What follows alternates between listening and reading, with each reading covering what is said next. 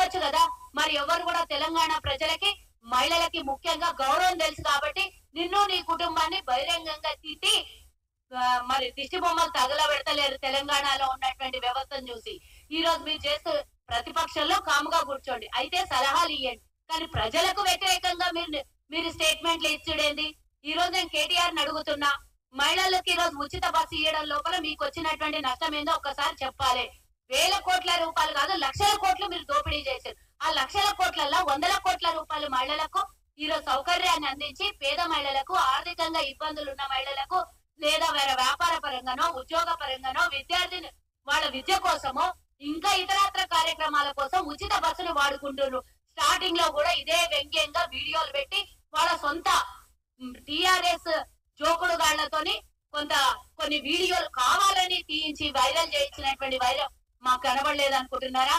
మీరు చేస్తున్నటువంటి వ్యవహారం తెలంగాణలో ప్రజలు గమనిస్తలేరు అనుకుంటారా? ఇంకా అదేమంటారు, నువ్వు చింత చచ్చినా గానీ పులుపు సావలేదు అన్నట్టు మీరు ఈ రోజు ప్రతిపక్షంలో ఉన్నారు. 37% ఓట్లు పడిపోయి 39 మంది ఎమ్మెల్యేలు గెలిచి ఆ పార్లమెంట్ కు వచ్చే వరకు 10 స్థానాలలో డిపాజిట్లు తిక్కులేదు, 17% ఓటు శాతం పడిపోయినా అయినా గానీ మీ కౌరం మొంగలేదు, అయినా గానీ మీ అహంకారం తగ్గలేదు.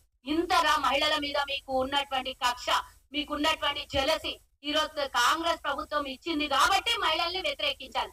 కాంగ్రెస్ మంచి చేస్తుంది కాబట్టి రైతులను అనాలి.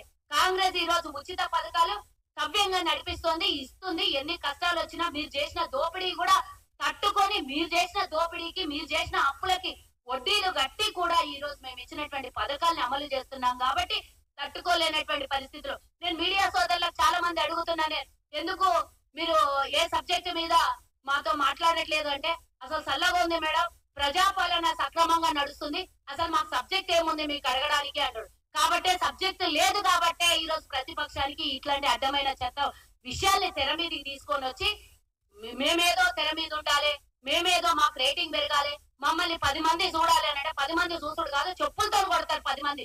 ఇట్లాంటి మాటలు మళ్ళొకసారి వేషాలు వేసి కేటీఆర్ గాని, ఎర్రబల్లి దయాకర్ రావు లాంటి వాళ్ళు గాని, ఇంకొకళ్ళు గాని, అసలు మంత్రి మండలాల్లో మహిళలకు స్థానం కల్పినటువంటి మీరు ఏమన్నా మాట్లాడితే ఖబర్దార్ అని ఈ రోజు గాంధీ భవన్ సాక్షిగా ఒక మహిళగా తోటి మహిళలకి అవమానపరిచినటువంటి కేటీఆర్ కి ఈ రోజు వచ్చి ఇదే మాట్లాడితే మీరు అమరవీరుల స్తూపం అంటారు కదా, మాట్లాడితే ఇంకొక మాట మేము తెలంగాణ కొట్లాడి తెచ్చామంటారు కదా. రా అమరవీరుల స్తూపం దగ్గరికి నువ్వు నీ బావ రండి, ఆయనేమో రాజీనామా చేయమని లేకపోతే ముక్కు నేలకు రాయమని, నువ్వు రా, రాజీనామా అవసరం లేదు.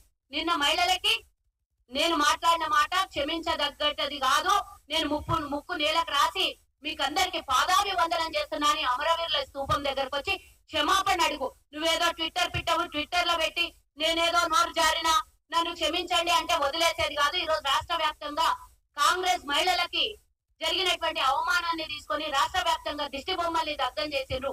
అంతేకాకుండా కేటీఆర్ బయటికి రాకుండా ఇంకా క్షమాపణ చెప్పకపోతే రేపు నీ ప్రగతి భవనం నీ టిఆర్ఎస్ భవనం ఇంకొకటో ముట్టడించే అవకాశాలు. మహిళలు మేమేం రెచ్చగొట్టట్లేదు. ఈరోజు మీరు మహిళలకు అవమానకరంగా మాట్లాడి ఈ రోజు మహిళలకి మీరు డాన్సులు చేయండి, లేకపోతే క్లబ్ డాన్సులు చేయండి, లేకపోతే ఇంకో డాన్సులు చేయండి అని మహిళల్ని అవమానపరిచినటువంటి మిమ్మల్ని ఉరికిచ్చి కొట్టే పరిస్థితి తెచ్చుకోకముందే ఇమీడియట్ గా బయటకు వచ్చి ప్రెస్ మీట్ పెట్టి క్షమాపణ చెప్పండి, లేకపోతే అమరవీరుల స్తూపం దగ్గరకు వచ్చి క్షమాపణ అడగండి. లేకపోతే ఇంతకు మించి మీరు ఇంకా మిమ్మల్ని ఇట్లనే వదిలేస్తే రాను పిచ్చి పీకులకు వెళ్ళి జైలుకి వెళ్లే పరిస్థితి, పిచ్చి ఆసుపత్రికి వెళ్లే పరిస్థితి వస్తది.